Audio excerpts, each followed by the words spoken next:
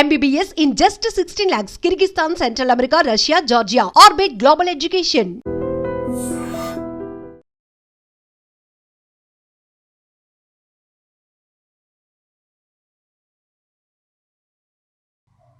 నమస్కారం, నేను డాక్టర్ శ్రీనివాస్ చెల్లిమల సంస్కృతి ఆయుర్వేద క్లినిక్ నుంచి మాట్లాడుతున్నాను. ఈరోజు మనం డిస్కస్ చేసే టాపిక్ వచ్చేసి యాసిడిటీ అనేది ఏంటంటే చాలామంది చూస్తుంటాము.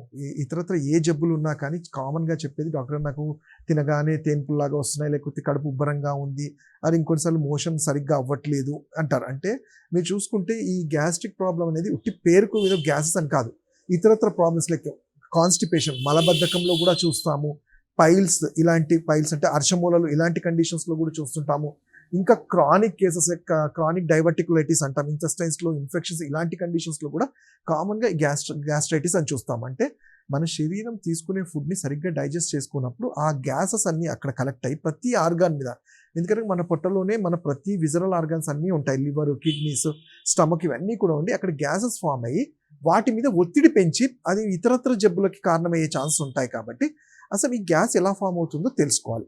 మనం చూసుకుంటే ఫస్ట్ మనం తీసుకునే ఫుడ్ మన బాడీలోకి, మన స్టమక్లోకి ఎంటర్ అవ్వగానే, మన బైల్ జ్యూస్ రిలీజ్ అవ్వగానే ఈ గ్యాస్ట్రిక్ జ్యూసెస్ అన్నీ కూడా ఫుడ్ని డైజెస్ట్ చేసుకొని చిన్న పేగుల్లో డైజెస్ట్ అవుతుంది. మన శరీరానికి ఏదైతే అవసరం లేదో అవన్నీ పెద్ద పేగుల్లో చేరిన తర్వాత అది మలం అంటే మోషన్ లాగా పాస్ అయిపోతుంది.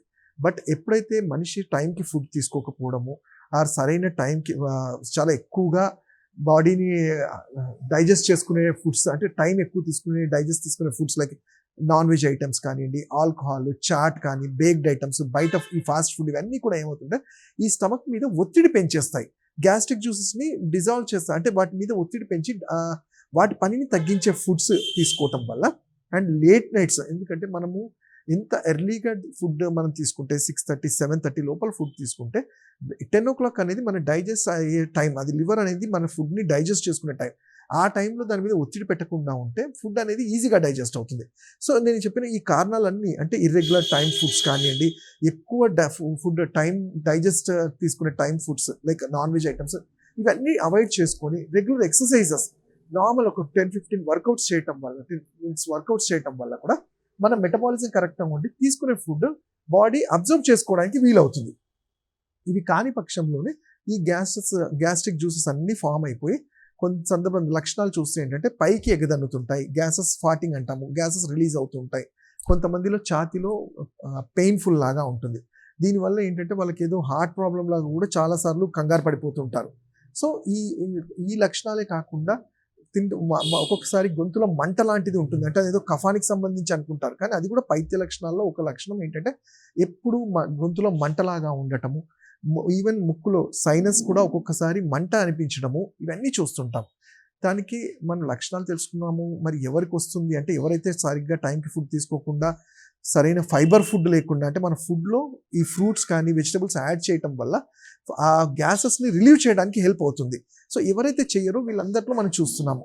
మరి వీటికి ఇవన్నీ చేసినా మాతో ఇప్పుడు ప్రాబ్లం ఉంది డాక్టర్ గారు, దీనికి మేము రోజు ఒక మెడిసిన్ పొద్దున్న లేవగానే కొన్ని సంవత్సరాల నుంచి వాడుతున్నాము అంటారు. అది ఒకటైనా పరిష్కారం అంటే తప్పకుండా కాదు. ఇక్కడ నేను చెప్పినట్టు ఇంతకుముందు మూల కారణాన్ని తెలుసుకోగలిగితే, అంటే ఆ ఫుడ్ ఎక్కడ అసలు క్లాగ్ అయ్యింది, ఎందుకు సరిగ్గా డైజెస్ట్ అవ్వట్లేదు అన్నదానికి ఆయుర్వేదంలో దాని మూల కారణం మనం తెలుసుకొని పైత్యానికి సంబంధించిన వీరేచన క్రియ అని కానివ్వండి, అగ్ని దీపనం, అంటే బాడీ ఈ డైజెస్టివ్ ఫైర్ చాలా అనీవెన్గా ఉంటుంది, దాన్ని సరిచేయటం మన డైజెస్టివ్ ఫైర్ అంటాం, దాన్ని జఠరాగ్ని అంటాం, దాన్ని సరిచేయడానికి చాలా మంచి ఔషధాలు ఉంటాయి. అలాంటి అంటే త్రికటు అని కానివ్వండి, త్రిఫలా చూర్ణం అని కానివ్వండి, ఈ త్రిఫలా చూర్ణాన్ని కూడా బాడీ రోజు క్లిన్జింగ్ చేయటంలో రోజు, అంటే ఉసిరికాయ, కరక్కాయ, తానికాయని సమపాలలు తీసుకొని చూర్ణంలా చేసుకొని కొంచెం గోరువెచ్చల నీళ్ళలో రోజు రాత్రి తీసుకోవటం వల్ల బాడీ ఫ్లష్ అవుట్ చేయటంలో హెల్ప్ అవుతుంది. అలానే టైంకి ఫుడ్ తీసుకొని వీలైతే మెంటల్ స్ట్రెస్ తగ్గించుకొని ఎర్లీగా పడుకోవటం అనేది కూడా చాలా ఇంపార్టెంట్ ఉంటుంది. ఇవన్నీ కానప్పుడు ఆయుర్వేదంలో పంచకర్మలో నేను ఇంతకు చెప్పినట్టు బస్తీ క్రియ కానీ వీరేచన క్రియ అనేది మేము రెగ్యులర్గా చేస్తూ ఉంటాము. వీటితో పాటు మనిషి టైంకి ఫుడ్ అనేది మళ్ళీ ఎందుకు చెప్తున్నామంటే మన ఫుడ్ మీదనే, అంటే ఆ టైంకి తీసుకునే ఫుడ్ ఎన్నిసార్లు మనము తక్కువ ఫుడ్ ఎక్కువసార్లు తీసుకుంటేనే మన మెటబాలిజం అనేది కరెక్ట్గా ఉంటుంది. ఆ ఫుడ్ టైంకి తీసుకునే వాళ్ళలో మీరు ఎక్కువ గ్యాస్ట్రైటిస్ అనేది చూస్తుంటాం. అలానే వీళ్ళలో మోషన్ రెగ్యులర్గా అవుతుందా లేదా అనేది కూడా చెక్ చేయాలి. మోషన్ రెగ్యులర్ కాకపోయినప్పుడు వాటిని సరిచేసేవి ఫుడ్స్లో మనకి ప్రూన్స్ అంటాము. అంటే మనకి డ్రైడ్ ఆల్బుకారాని వారంలో 2-3 సార్లు 2-3 తినడం వల్ల కూడా ఫ్లష్ అవుట్ చేయటము. బనానాస్, అలానే జామ పండు, ఇలాంటి ఫ్రూట్స్ని మన డైట్లో రోజు యాడ్ చేస్తూ ఉండాలి. ఫ్రూట్స్ కూడా ఇన్ బిట్వీన్ మీల్స్ తీసుకోమంటాం, ఐదర్ 11 o'clock లేదంటే 4 o'clock అనేది. అలానే వాటర్ హైడ్రేటెడ్గా ఉండాలి.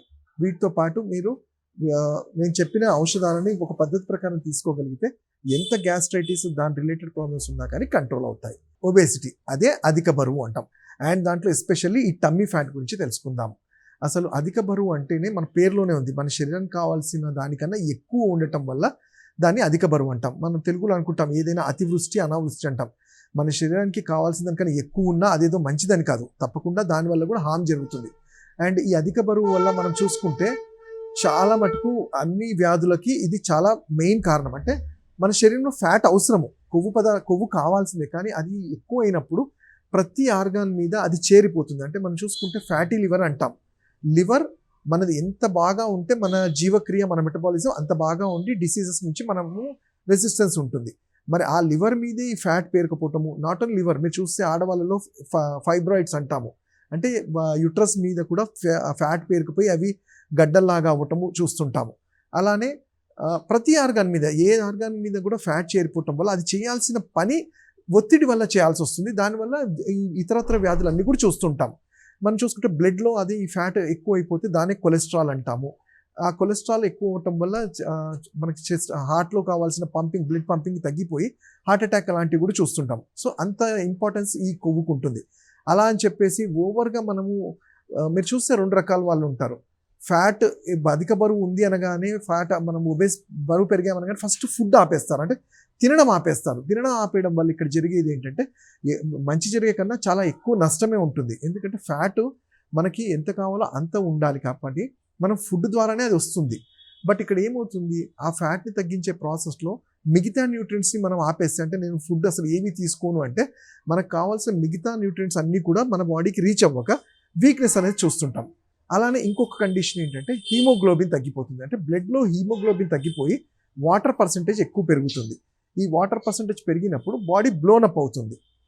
మన శరీరం చూసినప్పుడు బాడీ ఎక్కువ వాటర్ వల్ల శరీరం బ్లోనప్ అయ్యి అదేదో అధిక బరువు అనుకుంటాం, కానీ జనరల్గా ఇక్కడ వీళ్ళలో ఏంటంటే బ్లడ్ తగ్గిపోవడం వల్ల నీరు శాతం పెరుగుతుంది.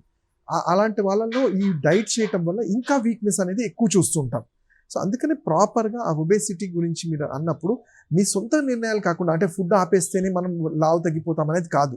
ఒక ఆయుర్వేద వైద్యుని కలిసి మీ డైట్కి తగ్గ మీ ప్రకృతికి ప్రకారం మేము కొన్ని డైట్ కానీ ఆ ఔషధాలు కానీ సజెస్ట్ చేస్తుంటాం.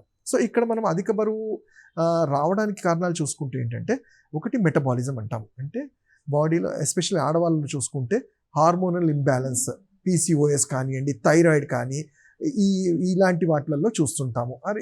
జనరల్గా మగవాళ్ళ కన్నా ఆడవాళ్ళు ఎక్కువగా మనము ఈ ఒబెసిటీ చూస్తుంటాము. అండ్ అలానే ఎవరైతే ల్యాక్ ఆఫ్ ఎక్సర్సైజ్, అంటే శరీరానికి తగినంత వ్యాయామం ఇవ్వకుండా సెడెంటరీ లైఫ్ లీడ్ చేస్తారో, చాలా తక్కువ ఎక్సర్సైజ్ ఉండి వాళ్ళల్లో కూడా మనం ఈ ఒబెసిటీ అనేది చూస్తూ ఉంటాము. అలానే కొన్ని వ్యాధులలో కూడా ఈ ఒబెసిటీ అనేది చూస్తుంటాము. కొన్ని మెడిసిన్స్ వల్ల కూడా కొన్నిసార్లు బాడీ బ్లోనప్ అవుతుంటుంది. ఈ కారణాలన్నిటికీ కూడా ఒకటే మనం ట్రీట్మెంట్గా చూసుకుంటే ఏంటంటే వ్యాయామం అనేది చాలా ఇంపార్టెంట్. దానికి తగ్గట్టు ఫుడ్ కూడా చాలా ఇంపార్టెంట్. మనం తీసుకునే ఫుడ్ చాలా ఎర్లీగా, డిన్నర్ కూడా ఎర్లీగా చేయాలి, ఎక్సర్సైజెస్ నార్మల్గా ఉండాలి, నిద్ర సరిగ్గా ఉండాలి. నిద్ర లేకపోయినా ఒబేసిటీ అనేది చాలా ఎక్కువగా కాంప్లికేటెడ్గా ఉంటుంది. అలానే నేను ఇంతకుముందు చెప్పినట్టు టమ్మీ పార్ట్ గురించి చాలామంది అడుగుతుంటారు. అంటే ఎక్కువ ఫ్యాట్ అనేది ఇక్కడే అక్యుములేట్, ఎందుకంటే ఇది మన స్టోరేజ్ అంటాం. ఫ్యాట్ అక్యుములేట్ అవ్వడం కూడా ఇక్కడే స్టార్ట్ అవుతుంది, లాస్ట్లో తగ్గడం కూడా ఇక్కడే చూస్తుంటాం. ఎందుకంటే ఇక్కడ అన్ని ఆర్గాన్స్ ఉంటాయి. దీనికి సింపుల్గా ఇంటి చిట్కా చెప్పాలి అంటే మనకి ఇంట్లో దొరికే హార్స్ గ్రామ్ అంటాము. అంటే మన ఉలవల్ని పౌడర్ లాగా చేసుకొని బాగా పులిసిన మజ్జిగలో పేస్ట్ లాగా చేసి ఆపోజిట్ డైరెక్షన్లో పెట్టడం వల్ల ఈ ఫ్యాట్ అనేది మొబిలైజ్ అవ్వడానికి హెల్ప్ అవుతుంది.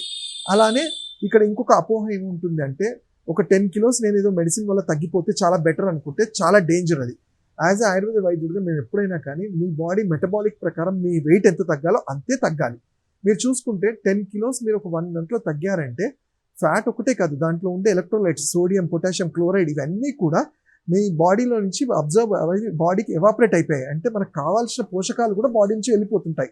అండ్ ఇదే కాకుండా ఇంకొక రిస్క్ ఫ్యాక్టర్ ఏంటంటే కిడ్నీ అనేది ఫిల్టర్ చేయాలి.